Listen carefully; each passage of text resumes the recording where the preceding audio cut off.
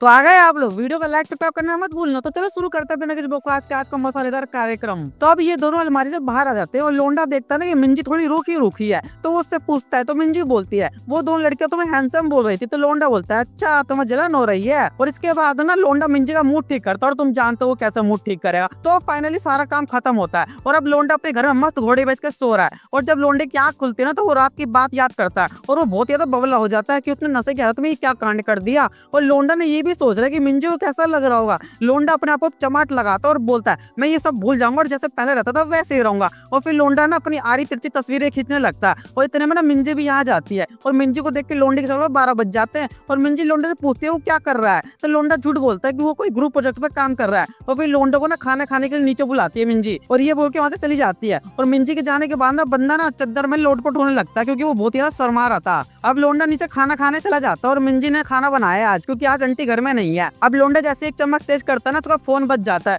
और लोंडा जैसे ही फोन देता है ना उसको तोते उड़ जाते हैं और लोंडा साइड में जाकर ना बात करने लगता है। मुझे नहीं पता किसका फोन आया भाई। अब मिंजी ना लोंडे के करीब आती है और कोई ऐसी चीज पकड़ लेती है जो शायद उसे नहीं पकड़ना चाहिए था। और मिंजी ऐसा इसलिए कर रही है ना क्योंकि उसे लग रहा है कि लोंडा किसी लड़के से मिलने जा रहा है और मिंजी नहीं चाहती कि कोई भी उसका प्यार छीन ले। और मिंजी लोंडे से पूछती है कि किसका फोन था, लेकिन लोंडा नहीं बताता। और लोंडे को ना उस बुड्ढे का फोन आया था जो नकली नेकलेस बना रहा था। तो अब ना लोंडे का नकली नेकलेस ना तैयार हो चुका है। अब मिंजी लोंडे से बोलती है तुम कहीं भी जाओ पर अब से तुम मेरे और सिर्फ मेरे ही रहोगे। और इतने में ना आंटी भी यहाँ जाती है और आंटी आधे से जमीन पे गिर जाती है भाई। दोनों लोग पूछते सब ठीक तो है ना। तो आंटी बोलती है हाँ सब ठीक है। और फिर बोलती है कि मैं ना एक्साइटमेंट में गिर गई थी। तो ये दोनों पूछते हैं कौन सी एक्साइटमेंट। तो आंटी बोलती है ना कि वो शाम को एक फैमिली मीटिंग रखेगी और तब बताएगी। और ये लोग तिल्ली शाम हो भी गई तो अब आंटी ने बताना चालू करती है। तो आज सुबह जब मैं शॉपिंग मॉल में गई थी ना तो वहां पे ना मैंने बहुत ज्यादा भीड़ देखी। मैंने देखा कि मॉल में कोई लॉटरी खोली जा रही है और लॉटरी जीतने वाले को ना बड़े बड़े इनाम दिए जा रहे हैं। तो मैंने भी उस लॉटरी कॉम्पिटिशन में हिस्सा लिया और मैं जीत गई और आंटी ने इनाम में फ्री वेकेशन ट्रिप की टिकट जीती है।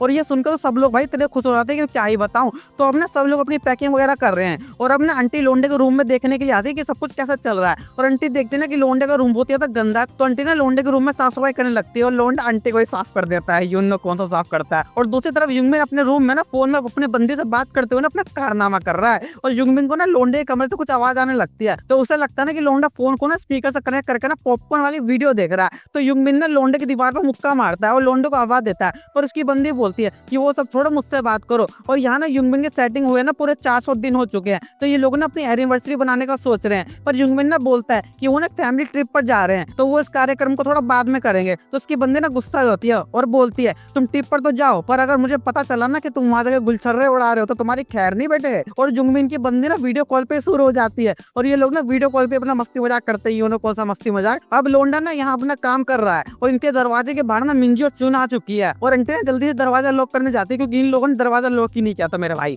लेकिन लोंडा क्या करता है वो दरवाजा लॉक करने ही नहीं देता। और अब ना मिंजी ना लोंडे का दरवाजा नॉक करती है तो लोंडा हल्का सा बाहर आकर बोलता है कि वो थोड़ी देर में आ रहा है। और मिंजी पता नहीं क्यों बात वापस सरवाने लगती है यार। तो अब ना सियोन लोंडे से बोलती है तुम्हें इतना पसीना क्यों आ रहा है। तो लोंडा बोलता है वो थोड़ी एक्सरसाइज कर रहा है। और ये लोंडा ना दोनों लड़कियों को मस्त अपनी बातों के जाल में घुमा देता है जिससे दोनों लड़कियां ना शर्मा के वाले चली जाती है। और लोंडा फिर से अपना काम जारी करता है। और अब सीधे एक हफ्ते का सीन दिखाया जाता है जहाँ अब युंगमिन ना दबे पांव घर से बाहर जा रहा है और उसने दरवाजे पे कोई पार्सल पड़ा हुआ दिखता है जो कि उसी का है। और युंगमिन ना उसे उठाता और अपनी मॉम के कमरे की ओर देखकर ना उन्हें माफी मांगने लगता है अपने मनी मन में। और आज सभी लोग ना ट्रिप पर जा रहे हैं और जब स्यून गाड़ी में सामान रख रही होती है ना तो उसे ना गाड़ी की सीट पर ना एक लेटर पड़ा हुआ दिखता है। तो स्यून वो लेटर पढ़ के आंटी को बताते हैं कि युंगमिन नहीं आ रहा है। और स्यून गाड़ी में बैठ के बोल रही है चलो अच्छा है खाने और रूम का पैसा बच जाएगा। बता कैसी बहन है यार। और अब ना हम युंगमिन को देखते हैं जो कि ट्रेन में अपनी बंदी के साथ कहीं जा रहा है और लोंडा भी सारा सामान वगैरह ना गाड़ी की डिक्की में भर दिया और सभी लोग अपनी मंजिल पर निकल पड़ते हैं। और कुछ देर में ये लोग एक बीच पे पहुंच जाते हैं और बीच पे पहुंचते ही ना मिंजी और स्यून तो अपनी पानी में मस्ती करने पहुंच जाते हैं।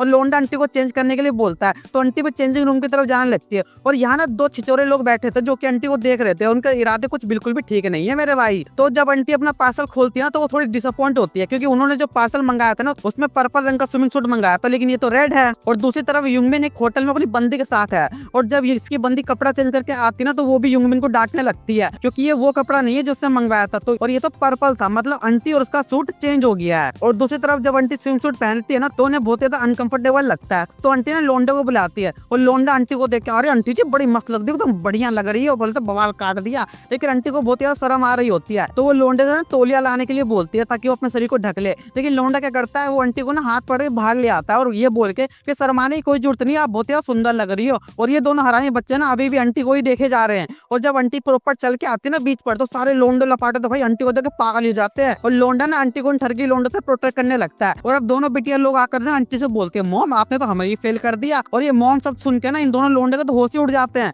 और अब ना इन ठरकियों की नजर ना मिंजी और स्विन पर भी है। और यहाँ ना तीनों बच्चे ना मिलकर आंटी को हौसला दे रहे हैं कि आपको शर्माने की कोई जरूरत नहीं, आप बहुत ज्यादा सुंदर लग रही हो। और इन दोनों को ना लोंडे से बहुत ज्यादा जलन हो रही है। और ये लोग ना अपने दिमाग में कुछ खिचड़ी पकाने लगते हैं। और अब ये सभी लोग ना वॉलीबॉल खेलने लगते हैं। और लोंडा ना इतनी जोर से बॉल फेंकता है ना कि मिंजी का थोड़ा ही फूट जाता है।